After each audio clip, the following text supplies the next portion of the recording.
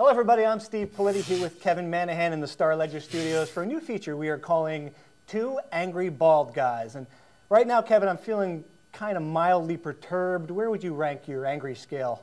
Feeling like I'm a little chafed. Chafed? Right now. Yeah. May I suggest some baby powder? But let's move on before we get to that and start with Rutgers. 59-0 victory over Norfolk State. That would have been a routine victory, except for the idea that Greg Schiano called 3 timeouts at the end of the second quarter in an attempt to get the ball back to score his 7th touchdown in a quarter. I got to ask you, what were they thinking? Well, they're thinking, let's pound these guys. That's what they're thinking. Listen, you know, you guys are Rutgers. All of a sudden now you've got a conscience. It sounds like you're a little chafed, by the way.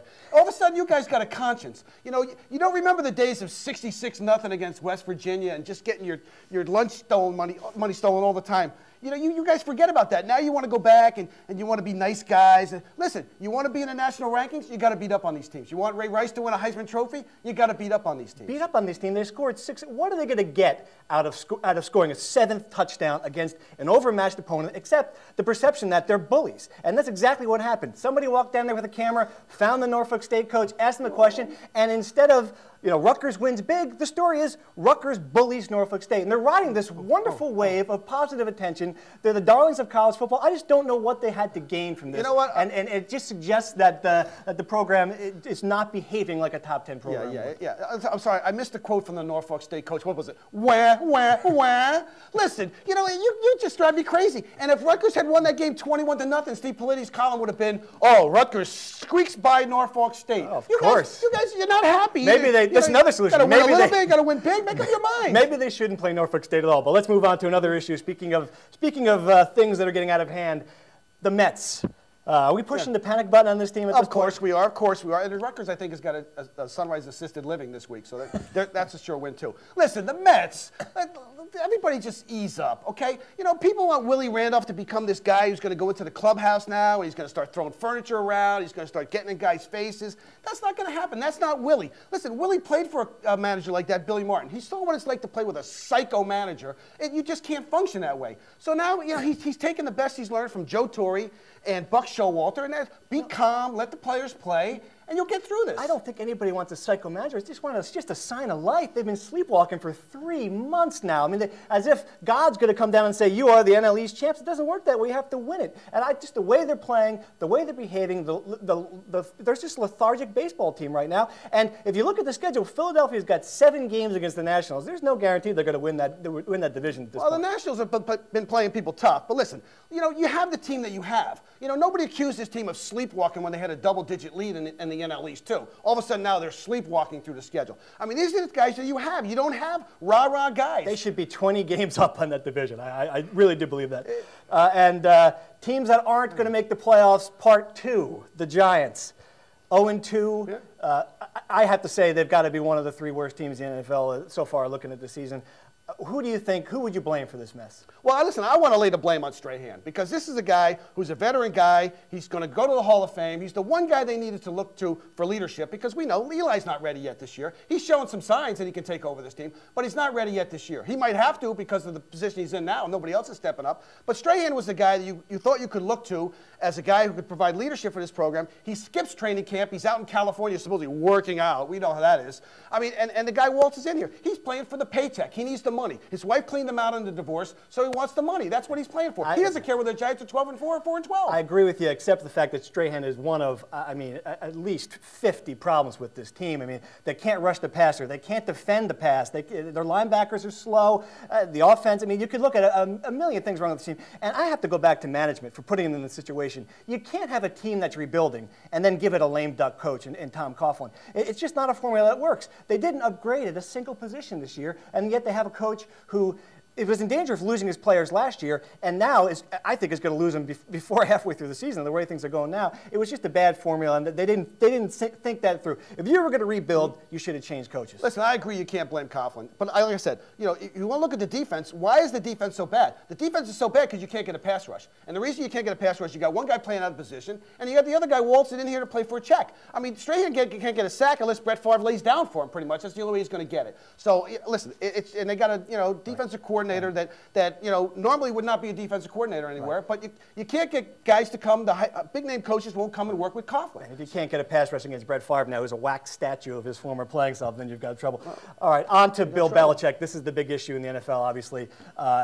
That came down. Now they want Belichick to hand over all of the tapes from his cheating, from Tapegate. I'm just curious what you think. Was it enough? Was the penalty enough on Belichick? I think the penalty was a joke, quite frankly. I mean, a first-round draft pick to the Patriots is a 29th or 30th pick. That's basically a second-round pick. Go back and tell me how many guys who were picked 29th or 30th in the NFL are still impact players in the league. It's very small. In addition to that, he got a $500,000 fine, which everybody said, whoa, that's the largest fine ever given a coach in the NFL. A $500,000 to this guy who just re-upped his contract for 7 or 8 years. You don't think that was a stipulation of the redone contract? Oh, by the way, Mr. Kraft, you're going to pick up this $500,000 fine too. Oh, yes, of course, Bill. We're going to take care of that. So, in fact, he got nothing. I agree with you. He should have been suspended for a game. But I'm going to say this. I think we are getting totally carried away now with some of these teams. The Eagles, I read a comment, one of the Eagles players talking about, well, I want my Super Bowl ring. We're getting lost in this. The Patriots were the best team of this generation, cheating or not. To think that they wouldn't have won championships if they weren't videotaping signals on the sidelines, I think it's just nonsense. You don't know that. And first of all, he's not doing it unless there's some benefit to it. You think he's doing it for fun? By the way, he says you don't even need to look at the Giants videotapes. But listen, he's not doing it for fun. I mean, he did it for a reason. So the NFL needs to go in and investigate. They need to find out how many times he's done it, how long this has been going on, what the benefit has been, are all teams doing it, all that. You have 3 Super Bowl championships now that are tainted. You need to find this stuff out. This is the problem. He brought this upon himself for doing it. It's almost like a Nixon Watergate moment. Yes, and I just wonder why he was going to do it. If he was going to do it, why he could have done something better. Get Miss Mangini on the staff. Cheat more creatively than this. You know, there's one more thing. The thing I love, too, is about the Patriots players, after they beat up on the Chargers, they all stand in front of their locker and they say, see, this proves it. You guys had no faith in us. Nobody believed we could win without the video. Listen, let's understand something. The guy that didn't believe in this team the most was Bill Belichick. He didn't have faith that they could win without cheating. If he thought they could win, they wouldn't need the crib sheet. So they need to understand that. Our final feature, we're going to do something called Jerk of the Week. Where we pick someone from the world of sports that we don't like very much right now. And your choice for this week is Donovan McNabb. Tell us why. I mean, come on, Donovan. Let it go. This the guy goes on HBO and wants to talk about, oh, black quarterbacks are more under the microscope than white quarterbacks. This guy is, and is there any reality here at all? Does he pay attention to what's happening in New York? You got Eli Manning, who's the most psychoanalyzed quarterback in the NFL. He's been going through it for 3 years. He can't lead. He's not a leader. He's too soft on his players. He lets Shockey and Plaxico Burress show him up on the field. And then you got, Pennington, who sits out a week. The guy comes in, he throws 1 touchdown pass, and everybody in New York wants to throw him under the bus. So don't give me this black quarterbacks are under the microscope more. I mean, who's the guy that they love the most in the NFL? Vince Young. I mean, this guy gets a free pass for everything he does because he's such a great athlete. So I don't want to hear that. Just win. I'm going to start with someone who you could use virtually any week of the year, Jim Dolan. What are they doing trying this case? They should have settled it out of court. The negative publicity, I mean, it's just a tabloid freak show. He has taken the Garden from my childhood, one of the most special places, a revered place of basketball and hockey history, and turned it into a laughingstock. It's just one thing after another. This case has been dragging on now. I mean, Isiah looks terrible in telling who you can say the B word against and who you can't. I mean, the whole thing is just a mess. And it goes back to the leadership of this team. I hope David Stern is looking at this and can come up with some way to put some sort of sanctions and some sort of punishments here because, again, the NBA is suffering because the Knicks are I agree. And Dolan is an easy pick. Like I said, I got my 2008 jerk calendar, and he was on every month. But this is going to be the most expensive hug in the history of the NBA. I mean, it's going to cost them millions probably. And you're right, they never should have gone to trial. And that's all we've got this week. I have to say, you got up pretty angry. I'm impressed. You went from chafed to angry in a hurry. And you're still bald, too. Thank you very much for watching. Catch you next week.